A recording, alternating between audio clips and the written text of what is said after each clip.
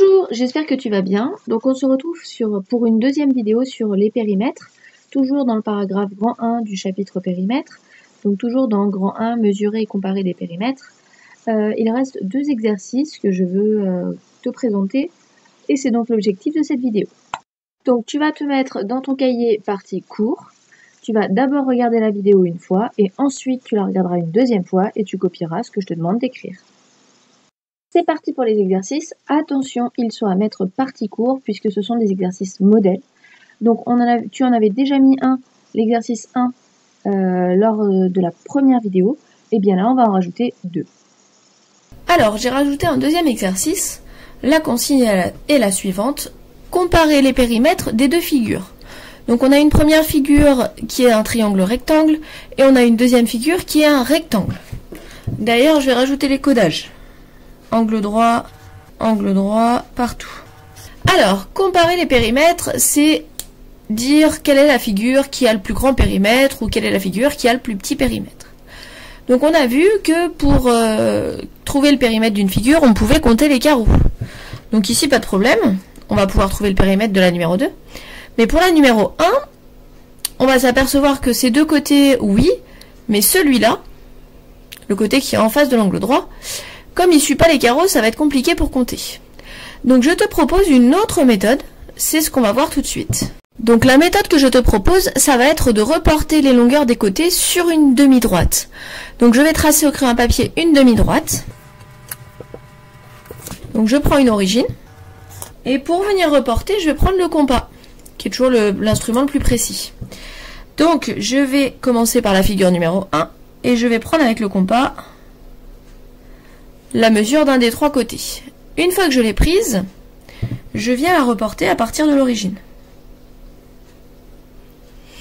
Ça veut dire qu'en fait, ce côté, il est là. Hop, je vais dire que la figure numéro 1, je vais tout faire en bleu. J'ai fait le premier côté, j'ai fait lui, donc il faut que je fasse les deux autres. Je fais le deuxième côté qui part de l'angle droit. Et je viens reporter sur ma droite graduée à partir du premier côté.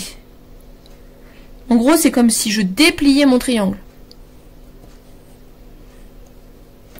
Hop, je repasse l'intersection.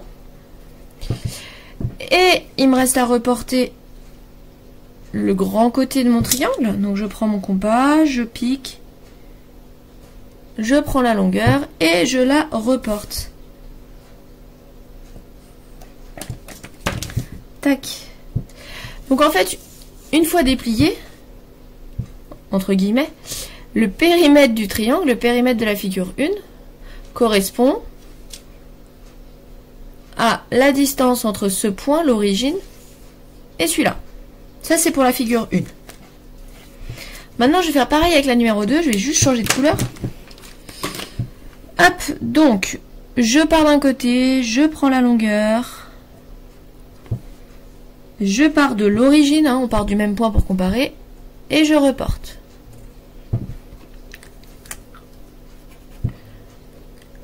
Je le mets en jaune. Donc j'ai fait une longueur, je fais une largeur.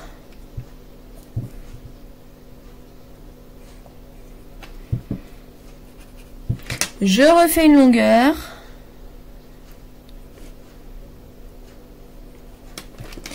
Ça c'est fait, ça c'est fait. Et je refais ma largeur. Et donc après avoir reporté les 4 côtés de ma figure 2, je m'aperçois que j'arrive ici. Donc, qu'est-ce que je conclus? Je conclus que le périmètre de la figure 1, il part d'ici, il arrive là. Tandis que le périmètre de la figure 2, il part d'ici, il arrive là. Donc finalement, quand je les compare, le périmètre de la figure 1 est plus grand que le périmètre de la figure 2.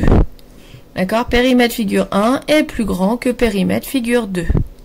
Ou est supérieur à. D'accord? Et donc pour faire ça, j'ai juste utilisé le compas. Je t'ai mis un troisième exercice. Cette fois, la consigne, c'est mesurer le périmètre de la figure suivante. Donc j'ai dessiné là encore un rectangle au crayon à papier. Je rajoute le codage, les 4 angles droits. On vous dit mesurer. Donc, on a deux façons de faire. Soit on utilise la longueur d'un carreau comme unité de longueur, et dans ce cas, on va compter. D'accord? Rappelez-vous mon petit bonhomme part d'un des sommets de la figure et fait le long, fait le tour. Donc 1, 2, 3, 4, 5, 6, 7, 8, 9, 10, 11, 12, 13, 14. Donc en unité de longueur, le périmètre de la figure c'est 14 unités de longueur. Mais je peux également faire la même chose et mesurer, mais cette fois si je mesure c'est en centimètres. Et je fais attention parce que quand je mesure, 1 cm, j'ai tracé là 1 cm en rouge. 1 cm c'est un peu plus grand qu'un carreau. Donc si on mesure, on va avoir un autre résultat. Là quand je pose ma règle, j'ai 4 cm. Ensuite ici, j'ai 1,6. Donc 4 plus 1,6, ça me fait 5,6. Je suis à 5,6. Si j'ai besoin, je note 4, 1,6. Ça va être une addition. Après, je vais refaire 4 cm. C'est un rectangle. Donc les deux grands côtés font la même mesure. Et je vérifie. Et en effet, la petite largeur fait aussi 1,6. Donc plus 1,6. Je fais l'addition. Je fais attention. 4 c'est pareil que 4,0. Donc je rajoute 0,0 si j'ai besoin. Je pose l'addition. 0 plus 6 plus 0 plus 6, ça me fait 12. J'écris 2, je retiens 1. 4 plus ma retenue, 4 plus 1, 5, plus 1, 6, plus 4, 10, plus 1, 11. Donc finalement, 11,2. Donc si je mesure en centimètres, le périmètre de ma figure est 11,2 cm. D'accord? Donc il ne faut pas se tromper selon si on veut mesurer avec des unités de longueur, les carreaux par exemple, ou avec des centimètres. D'accord? Petite remarque, quand on mesure, ici j'utilise une équerre, mais une équerre ou une règle, tant que c'est gradué qu'il y a un zéro, pas de problème. Quand on mesure, pour mesurer, il faut bien penser à commencer du zéro. Attention, pas de l'extrémité de la règle ou de l'équerre, et pas non plus du nombre 1. On commence vraiment du zéro. Si vous n'avez pas d'informations, prenez l'habitude de mesurer en centimètres ou millimètres. Donc dans cette vidéo, je t'ai présenté deux exercices types, deux exercices qui peuvent être demandés en classe ou en évaluation.